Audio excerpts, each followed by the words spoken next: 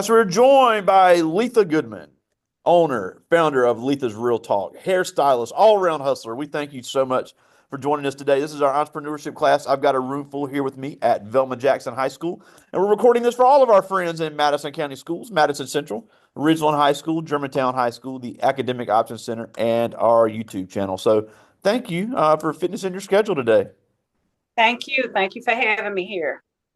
All right, so I know you've got your hands in a lot of things, but you've been involved in a lot of businesses and a lot of business skills and a lot of, I guess we can call you a social entrepreneur, but as well as a business entrepreneur because you do a lot to for your community while being an entrepreneur and also as a hairstylist. So just give us a little background about yourself, where you grew up, and your educational background. Well, I grew up born in Tupelo, grew up in Holly Springs, graduated in 96, came to Jackson State, went over, had a few hurdles. Hair has always been my passion, so I went to hair school back in 2008. I've been um, practicing hair licensed since then. 2018, went back to Jackson State, finished up my classes, got my degree, wrote my first book in 2020. Oh Always loved wow. to write. Yep, always loved to do hair. Um, been active in a lot of community events from feeding ministries to some of the local shelters, battered women's shelters, men's shelters. So I'm really just in a season now where I'm doing those things to truly bring me joy and ease. Yes, sir. And that's the beauty of being an entrepreneur, because we've had several guests that are like, look, I just had a passion for this. I had a passion for people. I put my heart and soul into it, and then it's amazing the profit that I gained from that just by sowing the seed. So that is really great in itself. Now, but obviously we want to get into Letha's real talk. But I thought, well, right before we started recording, I said something that I think is bears repeating, because we have several kids all the time that are interested in barbering, interested in cosmetology, which obviously is a great field. And especially here in Mississippi, people don't understand the amount of money in that field if you can get into that business. Now, even if you work at a salon, I still stand by this. If you work in a salon, whether you own it or not, you are an entrepreneur. Cosmetology professionals are the ultimate entrepreneur. So, talk about why that is the case and the types of skills besides the hair and beauty skills somebody needs to be successful in that business. Well, first of all, to be successful, you have to be consistent. You really have to be consistent. You have to understand every client is not your client. You always have to be willing to be coached, and you always have to be willing to be developed. I tell people it's best to remain a student. So I'm a student. I'm 46 years old. I'm a student. I say that because I remain coachable. I remain teachable, and that's a those are very imperative qualifications of being a successful person that you have to be. Yes, sir. Yeah. And it definitely takes people skills. I have people all the time that I've had students for, I've been teaching 12 years. I've had and some of them have become very successful in cosmetology. But I think anytime you're dealing with a business where you're dealing with people, you've got to have communication skills. You've got to have sales skills. Little things like upselling a color, upselling some type of treatment on the hair, but also listening, seeing what the client wants, being able to, I want that hairstyle on that person on my head. It really is a ton of communication and a ton of customer service skills that goes into it, because you can be the greatest cutter of heads in the world. But if you cannot have those customer service skills, you cannot be successful in cosmetology. And that's true. Talent is nowhere near enough. Talent is really the last thing that's important. You have to have those other things that come before talent. I've come across some of the most talented people, literally some of the most talented barbers and hairdressers. They're not where they can be because of the lack of customer service or because of their lack of people skills, their inability to communicate. They're not consistent. They don't remain teachable. They don't want to remain coachable. So talent, in my opinion, is not as big as people think it is. One of the most successful people that I know, she had no passion for hair. She literally went to hair school when she graduated because she had nothing else to do, but she didn't want to be working and she didn't want to go to a 4-year university. Very successful lady. And she'll tell people to this day, hair was not her thing. Never wanted to do it. So she developed herself. Yeah. And those things are very important. Yes, sir. And I'm glad you mentioned that because when we get done with this, they're going to be doing their presentations on Black History Month, and I'm really big on speaking skills and sales skills, and that's just so important in the business world. Whether you're an employee or you're an entrepreneur, you've got to be able to sell yourself. You've got to be able to sell the service, and you got to be able to sell it to whoever your target market is. So those skills will never go away, whether you go to college or not. That is just one in my and I don't know if I offer a lot of opinions. But in my opinion, that is the most overlooked skill for any student to have. Now, you mentioned you're an author. Yes. Now, I think it's interesting because again, entrepreneur. We had another guest of this class last year that made a very interesting statement. She had also written a book and said she noticed that she would go to these book fairs and see these authors trying to sell their book, and they were just sitting behind a table with their book on the table, not engaging in anyone that was there to look. So again, authors are also entrepreneurs because even if you're working for a publisher, even if you are working for a publication, if you ever have your name on something, you've got to be the person that pushes it. So talk about how authors, because we have, I got a couple bookworms in here that that love to read and write. That also takes some sales skills. So talk about how even a person that publishes a book is an entrepreneur. Yeah. Once again, everything that you said is honestly right on. So when I published my book, I my book is on Amazon, but I think on Amazon I may have sold 2 books. Most of my sales came from individual personal sales. So basically, I got a book and I basically hit the pavement with it. People have to understand, you do things. We can't get offended if our friends or family members may not participate in the product or the service that we're offering because we may not be fitting their needs. However, you have to find those people, and I've I've done that on the verge of completing another book. However, you have to get out there, you have to hit the pavement, you have to be able to make people want your product that may even be interested in your product. And it's all about your delivery. So when we think appearance doesn't matter, it does matter. When we think it doesn't matter how we speak, it does matter. Yes, sir. No, sir. Yes, ma'am. No, ma'am will take you further in life than you could ever understand. A lot of the times people purchase from people not because of the product. It has a lot to do with the individual. Yeah, and just their ability to, and the word I use a lot in this class is perceived value. If they think they're getting a bang for their buck, even if you charge more than somebody else, if you've had those great customer service skills and engage the customer, it is amazing how you will have the ability to charge just a little bit more than somebody else. Yes, Now, sir. obviously, you are, and I've had a chance to look at it. You're very passionate about Letha's Real Talk, where you're having some tough conversations, but some important conversations. And even though, and look, we have a lot, I've had a lot of entrepreneurs that gear toward men, some gear toward women, but I really stand on firm that all of these messages, especially for teenagers, can really apply to anybody. So, tell us about Letha's Real Talk and some of the, first of all, how it came about, because it's very interesting when I read about it was always a dream of yours, and Mhm. some of the things you guys tackle, because it's really cool. Well, some years ago, I started a prayer call. So the prayer call was honestly leaning toward women. Then I started incorporating men on the call. I've had people from different countries on the call, and then um, being active in the church as well as in ministry for a little while, and paying attention to things that go on in the community, in the world, just around us in general, and families. I just got to the point where I felt like we're not nourishing or putting out enough knowledge. So the best way, in my opinion, was to broaden the horizon and start like this real talk. So I started blogging. I have my website as well. We're revamping that. Also, And then I started thinking about, you know what, instead of me going live by myself, I want to involve other people on it. So I would just open up the platform for anybody.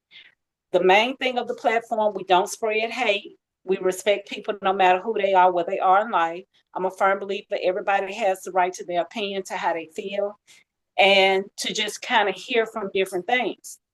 One thing that has helped me understand, I become more understanding of people and more understanding of people's upbringing, people's understandings. I've had people that's own businesses.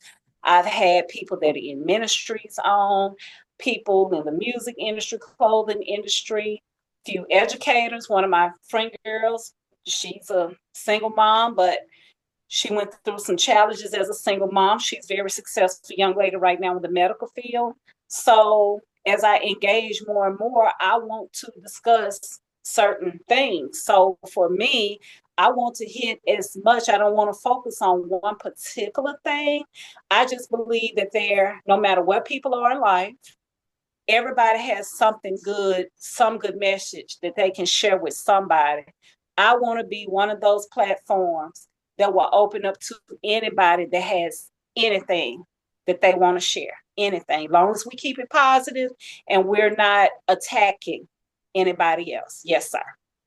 Yeah, and it's like we mentioned, obviously the goal of this for you is to really serve the community. You have a passion for the conversations, you have a passion for communication, a passion for creating a place where people can come and talk about things that the community faces. And it's crazy. It's amazing when we actually sit and listen to each other, how much we find we have in common, and how much we may see somebody's dealing with the same thing.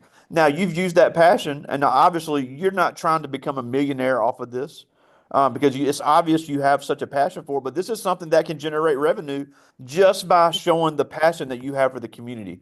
So, talk about, if somebody has a similar vision of serving their community to do something nobody else does, how that can actually lead to making a profit. Well, I'll be honest with you. I've had people to randomly reach out to me and ask me for my cash app. Literally. One lady, to this day, I met her on my prayer call. I didn't even know that she was participating. But moving forward, she didn't pull away. She grew to be, as she was then and still now, a supporter of who I am. And if you don't focus on money, in my opinion, this is my most humble opinion, if money is your motivation, then you probably just need to focus on the stock market and something like that. But if you move in your passion and you do right by people, the money will come. If you put good out here, for the most part, the return, it will come back. Now it'll come back in different kind of ways. It will come back in different kind of ways, and people will be supportive of you. And you have to be willing to connect with strangers. You have to be willing to connect with people you don't know. Your audience is not the audience you know. You take a look around, that's not your audience. Your audience are people who you don't know, that you have not come in contact with. That's your audience, and actually, they're going to be your biggest supporters. Absolutely. Now, before I get to their questions, I want to piggyback off that because obviously, in look, we've all had our guests say it. Your friends, if you're depending on your friends and family to support your business, your business is going to fail.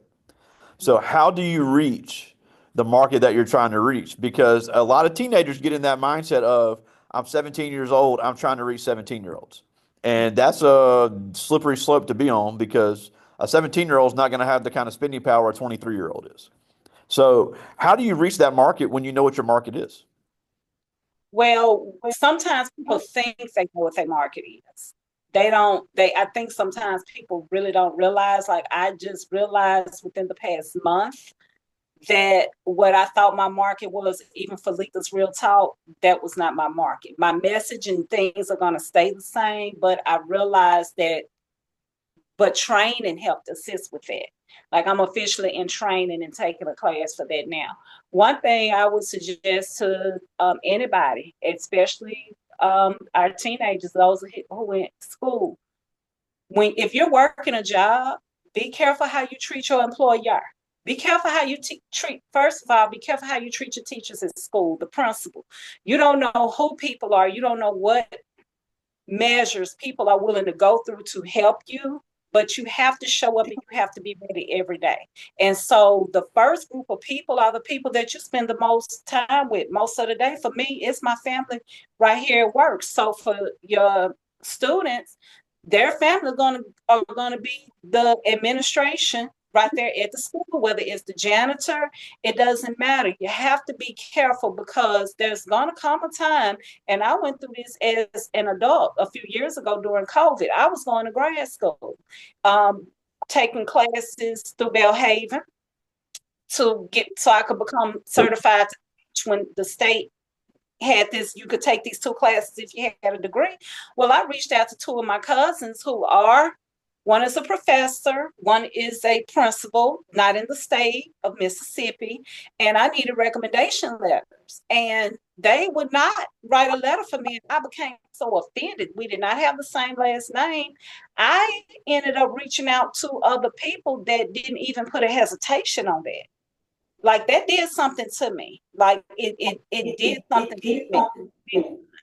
But had I not grown that rapport with other people, I would not have been able to even do that and reach out to other people. So you want to be conscientious about your teachers, about your counselors, about your coaches, about your band directors, about the janitors, about the people in the cafeteria. You want to be conscientious about every adult that's right there at the school. Also, you want to be conscientious of each other. And we also want to be conscientious that we have to be careful what we put out here on social media, because contrary to popular demand, even myself, I have been able to have people to look up other people by facial recognition. They don't have to have your real name. So people can go prime, they can go plug in, they can go research. What you put out here has a lot to do with it. And so you want to be conscientious about all of that in the age of social media. People don't want to stand behind people if they're publicly doing things that they do not stand for. So there's something that from a business aspect, life aspect, that's something everybody needs to be conscientious about. Yes, sir. And I'll take it one step farther. I don't know if this bunch has ever heard me tell this one because this is a 100% true story. Because when you talk about being conscientious of you as a professional, before I started teaching, I applied for a job at a company I won't name. I turned in my resume. I literally went to the bathroom. Had a missed call, and it was that company. They left me a message, call us back. Your resume looks great. We'd love to schedule an interview. Called them back, no answer. Waited about 30 minutes. Call back, no answer.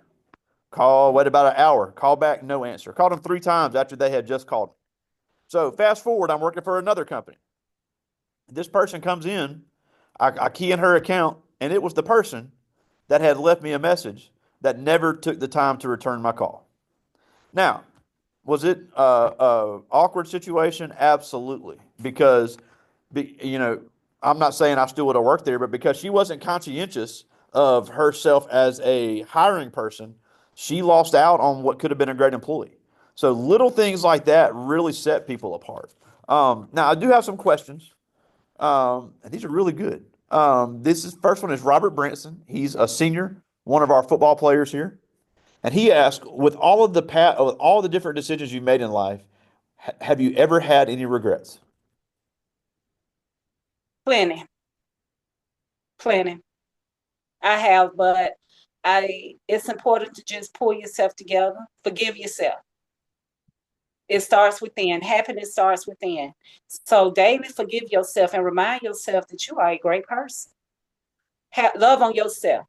Do not, and I think I posted this the other day. If you're waiting on other people to celebrate you, no, celebrate yourself. Give yourself a pat on the back.